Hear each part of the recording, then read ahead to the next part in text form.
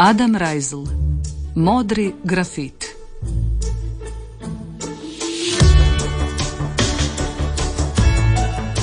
Jedne proljetne tople večeri, dok se pun mjesec provlačio između oblaka, nekoliko je dječaka iz kvarta stajalo pored prašnjavog dugog zida ograde gradskog parka. Sav je bio išaran natpisima i nekakvim ružnim crtežima.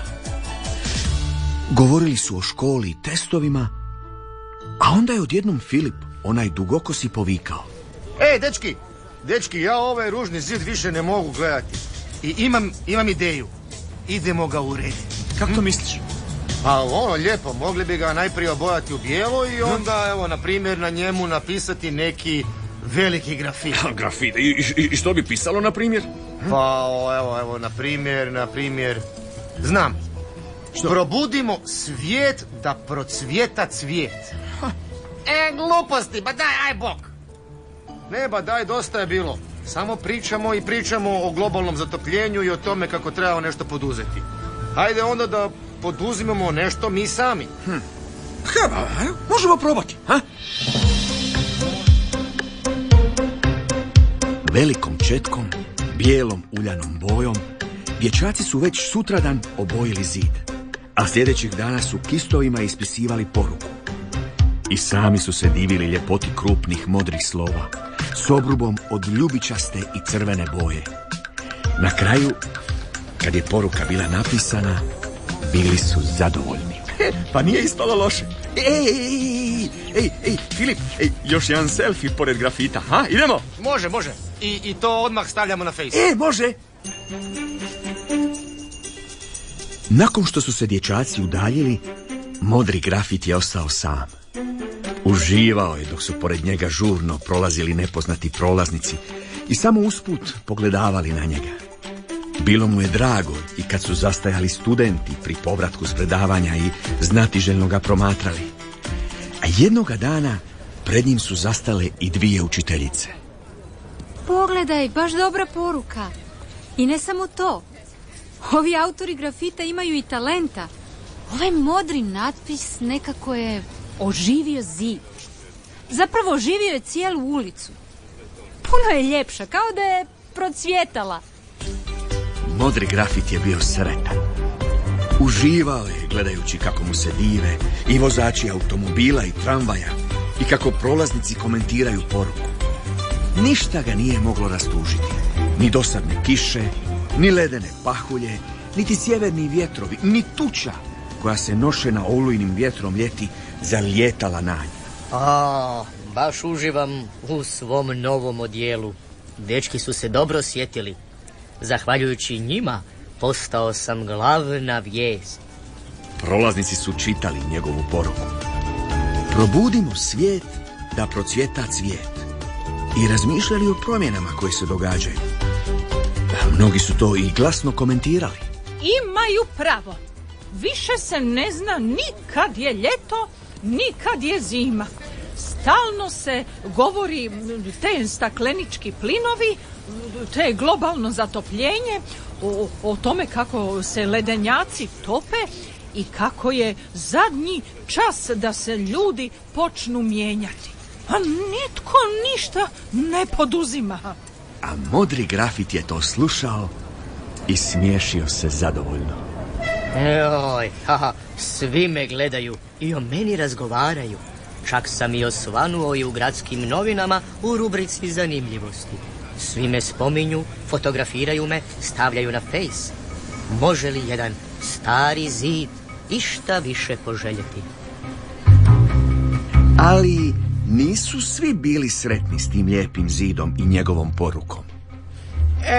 Pogledaj kako je ovaj zid ružan i ta glupa poruka. A baš mi ovaj modri grafit ide na živce. Svi o njemu pričaju, svi mu se dive, govore da je pravi pogodak. Ma ja mislim da bi ga najbolje bilo prebojati u sivo. Jesu li to rekli da će me obojati u sivo? Zar ću opet biti običan, neugledan zid? Prolaznici više neće zastajati i gledati me, govoriti da ispisana poruka potiče ljude na razmišljanje.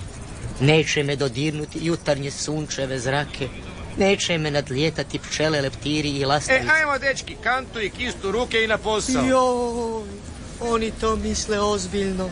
Ajoj. Filip i Ivan misle da su pravi umjetnici i čuvari prirode. Ma da ne bi. Pričat će se i o nama. Nismo ni mi mači kašalj. Kakva umjetnost, gluposti. Za mene vrijedi pravilo što bezveznije, to bolje. I pjas. I četkom krene razbacivati gustu sivu boju po zidu. Ružne mrlje padale su po zidu i pločniku. Na kraju su cijeli zid prekrili crvenim crtama. Tako, da vidimo tko će se sad sjećati modrog grafita. Modri grafit je vrisnuo, a potom zaplakao. Suze su mu klizile niz lice sve više i više. A kad su ga Filip i Ivan ugledali, došlo je i njima da zaplaču. Tužni su stigli u školu tog dana. Učiteljice, jeste vidjeli što su nam napravili sa modrim grafitom na zidu? Vidjela sam, ali nadam se da se nećete samo tako predati. Nećemo se predati. I za inače ćemo naslikati novi. I to još ljepši, učiteljice. Tako treba. Super vam je ideja. Nemojte odustati, obnovite grafit. Poklonit ću vam zato i boje i kistove.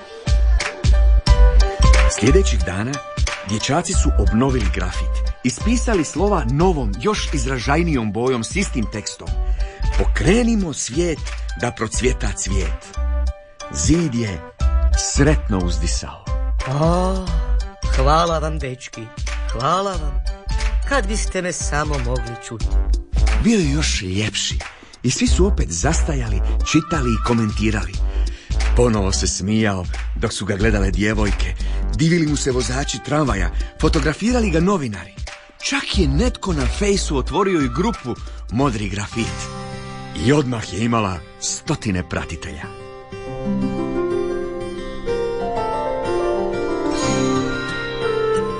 A godine su prolazile. Dječaci koji su naslikali modri grafit napustili su osnovnu školu. Na taj zid i njegov natpis sve se rijeđe osvrću. Ali ljudi se i dalje ponekad zaustavljaju i komentiraju.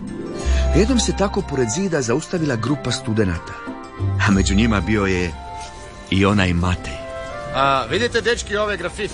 Kada sam bio klinac, užasno mi je išao na živce i ovaj zid i njegov natpis i jednom sam ga s prijateljima čak prefarbao sivom bojom.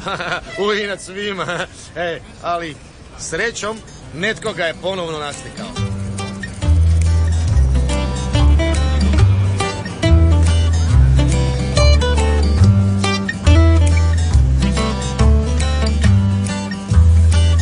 Adam Reisl, Modri grafit.